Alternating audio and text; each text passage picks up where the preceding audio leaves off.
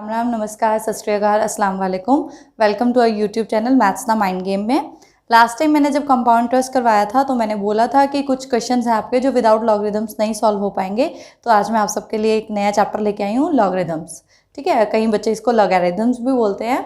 सो सबसे पहले हम पढ़ेंगे कि लॉगरिदम्स यूज़ कहाँ होता है या हमारी इसकी बेसिक प्रॉपर्टीज़ के बारे में आज हम डील करेंगे। ठीक है, अब लाइक फॉर सपोज आपके पास कभी ऐसा बोला जाता है 2 की पावर 2, आप इजीली कैलकुलेट कर लेते हो कि 4 आएगा। अगर हम 2 की पावर 5 भी बोल देते तो आप इजीली कैलकुलेट कर लेते हो 32 आएगा। बट व्हाट इफ़ अगर मैं बोलूँ आपको 2 की पावर 35 कैलकुलेट करनी है, तो आप क्या करोगे? कैलकुलेटर यूज़ करोगे। और कैलकुलेटर में भी 2 की पावर 35 बहुत ज़्यादा टाइम कंज्यूमिंग टास्क है। और दूसरा क्या है, कैलकुलेटर भी आपकी क्या है, एक्सपोनेंशियल वैल्यू शो कर देगा। तो इसी प्रॉब्लम्स को सॉल्व करने के लिए हम क्या यूज़ करते हैं? लॉगरिदम्स का यूज़ करते हैं। जैसे अगर हमें यूज़ करना है 2 की पावर 35, तो इसको सॉल्व करने के लिए हम क्या यूज़ करते हैं? लॉगरिदम्स यूज़ करते हैं। या अगर मैं कभी ऐसे बोलूँ कि लाइक 40 जो है वो 3 की कितनी पावर है, मुझे नहीं पता वो 3 की कितनी पावर है, but you want to know कि 3 की क्या पावर रेज करूँ कि आंसर क्या आ जाए? 40 आ जाए। तो उस केस में भी हम क्या यूज़ करेंगे? लॉगरिदम्स का यूज़ करेंगे। अब लॉगरिदम्स कैसे यूज़ करते हैं या क्या हम इसको कैसे लगाएंगे वो देखते हैं। अब देखो 2 की पावर 35 है। 2 की पावर 35 कोई नंबर ही होगा। 2 की पावर 35 जो है वो कोई ना कोई तो नंबर होगा। जब हमारे पास कोई भी, जिसकी भी हम कोई पावर रेज कर रहे हैं, वो कोई क्या है? नंबर है। इसको हम लॉग फॉर्म में कैसे लिखते हैं? Log a base n is equals to x. ये दोनों इंटर कन्वर्टेबल है। इस फॉर्म को ऐसे लिख सकते हैं, इस फॉर्म को ऐसे लिख सकते हैं, A to the power X is equals to N. तो दिस इज, ये जो आपका नंबर है ये किस में चला जाता है? बेस में। ये आपका लॉग, और ये जो पावर है वो यहाँ पे आ जाती है। ठीक है, इसको बोलते हैं log a base n is equals to x. जैसे अगर मुझे इसको लिखना हो तो you will get log base two n is equals to क्या होगा आपका? 35। और हमें इस एन की क्या करनी है? वैल्यू को फाइंड आउट करना है। ठीक है, ये दोनों आपके पास क्या होती हैं? इंटर कन्वर्टेबल होती है। ए की पावर एक्स को मैं लिख सकती हूँ एन, और लॉग ए बेस एन को लिख सकती हूँ एक्स। जैसे 2 की पावर 4 कितना होता है? 16। ठीक है, तो I can write log base 2 16 is equals to 4। ठीक है, या फिर हम ऐसे लिख सकते हैं, जैसे आपके पास क्या है 10 की पावर -2 कितना होता है? 100। सॉरी, 10 की पावर -2 नहीं, this is 1/100। So what you will write? log base 10 1/100 is equals to -2. This is your a, this is your n and this is your x. ठीक है, अब हम पढ़ेंगे कुछ लॉग की प्रॉपर्टीज़ के बारे में। आई होप आप सबको ये पॉइंट क्लियर हुआ होगा कि ए की पावर एक्स अगर एन होता है तो log a base n is equals to क्या होता है? एक्स होता है।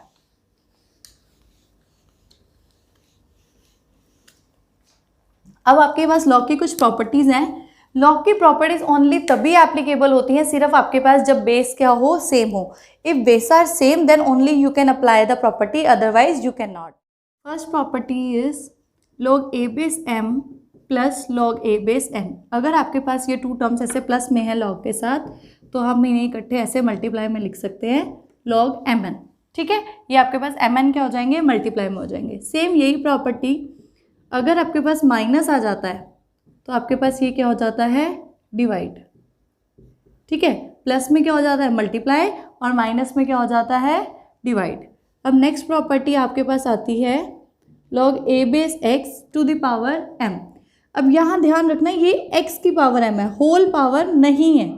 ठीक है, ये सिर्फ और सिर्फ x की पावर m है, तो ये पावर जो है वो क्या हो जाती है? आपकी आगे आ जाती है। ठीक है, नेक्स्ट प्रॉपर्टी इज अगर आपके पास बेस सेम हो एंड वैल्यू सेम हो तो वैल्यू क्या होती है? 1। और आपके पास log a बेस 1 ये क्या होता है? 0। ठीक है, उसके बाद आपके पास जो नेक्स्ट प्रॉपर्टी आती है that is called base changing formula. अब आई होप ये सब आपको क्लियर हुआ होगा कि प्लस वाले में मल्टीप्लाई, माइनस वाले में डिवाइड, पावर हो तो पावर आगे आ जाती है, अगर बेस एंड वैल्यू सेम हो तो वैल्यू 1, एंड log 1 क्या होता है आपका? 0। ठीक है, उसके बाद आपके पास जो नेक्स्ट आता है वो ये आता है कि अगर आपको बेस चेंज करना हो, क्योंकि अभी मैंने आपको बताया था कि आपके पास प्रॉपर्टी सिर्फ तभी एप्लीकेबल हो सकती हैं जब बेस क्या हो? सेम हो। तो अगर बेस सेम नहीं होगा तो हम कोई भी प्रॉपर्टी लगा ही नहीं सकते हैं। तो हम क्या करेंगे, बेस को चेंज करते हैं। ठीक है, अब देखो जैसे log a बेस b है और अगर मुझे इसका बेस चेंज करना है, फॉर सपोज कोई भी न्यू बेस लाना है c, तो कैसे होता है, log new base c old value upon में log बेस c और old base, log new base old value then new base and then old base. इसको मैं ऐसे भी लिख सकती हूँ, log a बेस b को log b by log a। ठीक है, और इसी से हम, और अगर हमारे पास बेस b हो ये हो तो मैं इसको ऐसे लिख सकती हूँ log a upon log b। अगर इन दोनों को मल्टीप्लाई कर देंगे, इन दोनों को if multiply, what you will gate,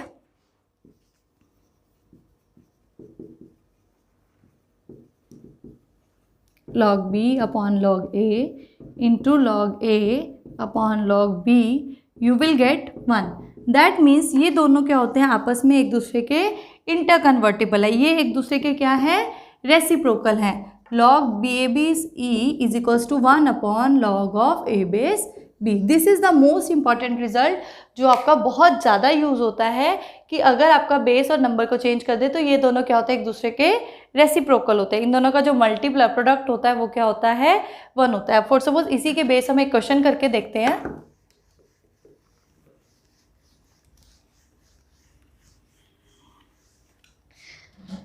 आपके पास क्या है, जैसे कोई भी क्वेश्चन दिया हुआ है, log 3 बेस 4, 4 बेस 5, और आपको इसकी वैल्यू कैलकुलेट करनी है। ठीक है, आपको क्या करना है, इसकी वैल्यू कैलकुलेट करनी है। तो हमारे पास क्या होगा, देखो log a बेस b है, मैं इसको ऐसे लिख सकती हूँ log 4 अपॉन log 3, मैं इसको ऐसे लिख सकती हूँ log 5 अपॉन log 4, इसको लिख सकते हैं log 6 अपॉन log 5, इसको लिख सकते हैं log 7 अपॉन log 6, इसको एक और आगे लिख लो log 7 और 8, और इधर आप 2 भी लिख लो log 2 बेस 3। सो इधर लिखेंगे log 3 अपॉन log 2, और इधर आप क्या लिखोगे log 8 अपॉन log 7। देखो log 7 से log 7 कैंसिल, log 6 से log 6, log 5 से log 5, log 4 से log 3 से log, तो आपके पास क्या बचा, log 8 अपॉन में log 2। ठीक है, अब मैं इस 8 को ऐसे लिख सकती हूँ 2 का क्यूब।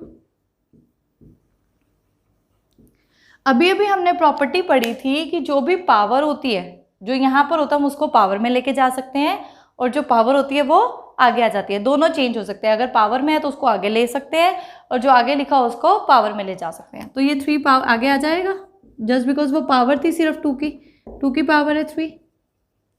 log 2 से log 2 कैंसिल, आंसर आपके पास क्या आ गया, 3। आई होप आप सबको क्लियर हुआ होगा कि कैसे अगर आपके पास बेस सेम नहीं है तो कैसे हम प्रॉपर्टी लगा के उसको सॉल्व कर सकते हैं। ठीक है, अब आपके पास एक नेक्स्ट क्वेश्चन है, log a base 1 plus log base b 1 plus log c 1 plus log base p x, और वैल्यू क्या दे रखी है, 0। अब देखो आपको देखने में बहुत कॉम्प्लिकेटेड सा लग रहा होगा। हम क्या करें, अभी हमने आपको एक प्रॉपर्टी पढ़ाई थी कि log a बेस 1 क्या होता है, 0। ठीक है, अब यहाँ पे देखो क्या है, log a बेस, यहाँ पर क्या है वैल्यू 0, तो दैट मीन्स मैं इस 0 को ऐसे लिख सकती हूँ log a बेस 1 लिख सकते हैं। अब आप ये देखो, ये इधर log a बेस है और ये पूरी की पूरी क्या है, टर्म है। ठीक है, अगर मैं कंपेयर करूँ, log के प्लेस पे log पड़ा है, बेस के प्लेस पे बेस पड़ा है, तो दैट मीन्स ये जो अंदर वाली वैल्यू है वो किसके इक्वल हुई होगी, 1 के इक्वल हुई होगी। तो ये पूरी वैल्यू, ये वाली पूरी वैल्यू आपके पास किसके इक्वल हो गई, 1 के इक्वल हो गई। ठीक है, 1 plus log base b 1 plus log base c 1 plus log base p x, ये ब्रैकेट आपकी ओपन हो गई है, इज इक्वल्स टू कितना हो गया, 1। अब इस 1 से ये 1 कैंसिल आउट हो जाएगा। ठीक है, यहाँ पर क्या बचेगा, 0।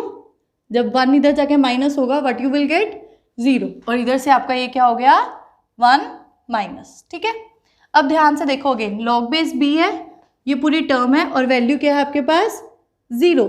अगेन मैं इसको ऐसे लिख सकती हूँ log बेस b 1, क्योंकि आपके पास log 1 क्या होता है 0, यहाँ पर बेस क्या था b, तो मैंने यहाँ पर क्या ले लिया b। अब अगर मैं कंपेयर कर लूँ, log के प्लेस पे log पड़ा है, b के प्लेस पे b पड़ा हुआ है, दैट मीन्स ये पूरी वैल्यू किसके इक्वल होगी 1 के इक्वल होगी। नेक्स्ट स्टेप में लिखते हैं 1 plus log c 1 plus log p x, ठीक है, इक्वल टू कितना हो गया 1। अगेन ये 1 से 1 कैंसिल, उधर क्या रह जाएगा 0, ठीक है। अब आपके पास अगेन देखो log बेस c है और ये वैल्यू क्या है 0, so I can write log base c 1, ठीक है, क्योंकि log 1 क्या होता है हमारे पास 0। अब कंपेयर करेंगे तो ये अंदर वाली वैल्यू किसके इक्वल आ जाएगी 1 के। अगेन ये 1 से 1 कैंसिल, आपके पास कितना आएगा log base p x is equals to क्या हो गया 0, फिर 0, अब बेस कितना है p, तो टेक इट एज p, तो अब यहाँ से कंपेयर करो तो x की वैल्यू कितनी आ जाएगी 1, ठीक है। ओके, क्लियर हो गया। आपको इस क्वेश्चन में यही करना था, आपको सॉल्व करना था फॉर x, तो आपके पास x की वैल्यू कितनी आ गई है यहाँ पर 1। सिर्फ क्या किया हमने यहाँ पर प्रॉपर्टी को यूज़ किया है लॉगरिदम की कि log a बेस 1 क्या होता है 0, दैट मीन्स log 1 कितना होता है 0। अब आपका नेक्स्ट क्वेश्चन है, आपको इसकी वैल्यू फाइंड आउट करनी है log base 2 log base 2 log base 2 16, ठीक है। अब ये देखो, ये पहले हम इतनी वैल्यू को कंसीडर करेंगे सिर्फ। अब ये 16 है, 16 को ऐसे लिख सकते हो 2 की पावर 4, ठीक है। 16 हमारे पास क्या होता है 2 की पावर 4, ये टर्म्स एज इट इज रहेंगी। अब आपको पता है लॉग की प्रॉपर्टी क्या कहती है कि पावर क्या हो जाएगी आगे आ जाती है, तो अब यहाँ पर ये पावर आगे आ जाएगी और यहाँ क्या बचा आपका 2 बेस 2। अभी हमने प्रॉपर्टी पढ़ी थी log a बेस a कितना होता है 1, तो ये पूरी वैल्यू कितनी बन जाएगी आपकी 1, ठीक है। Something multiplied by 1 that is something. अब इस 4 को क्या लिख सकती हूँ मैं 2 का स्क्वायर, अगेन ये प्रॉपर्टी ये आगे आ जाएगी power, again this is log a base a and this will be 1।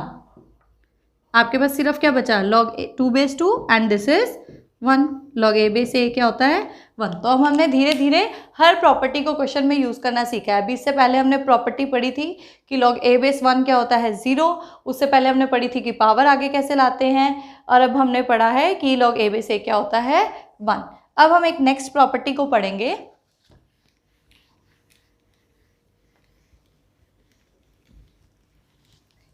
Next property क्या कहती है आपकी, बहुत इंपॉर्टेंट है।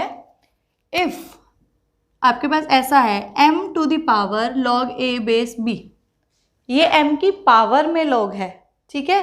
So I can write like, इसको हम शिफ्ट कर सकते हैं ऐसे a to the power log m b, ठीक है। ये जो आपका m है ये पावर में चला जाएगा, मतलब सॉरी log के नंबर बन जाएगा, और जो ये आपका a है वो आपका इधर आ जाएगा, ठीक है। This is the most important property कि हम इन दोनों को क्या कर सकते हैं चेंज कर सकते हैं, ठीक है। अब इसी से रिलेटेड हम एक क्वेश्चन देख लेते हैं। आई होप ये बहुत मोस्ट इंपॉर्टेंट है, इसको टिक कर लेना, ठीक है।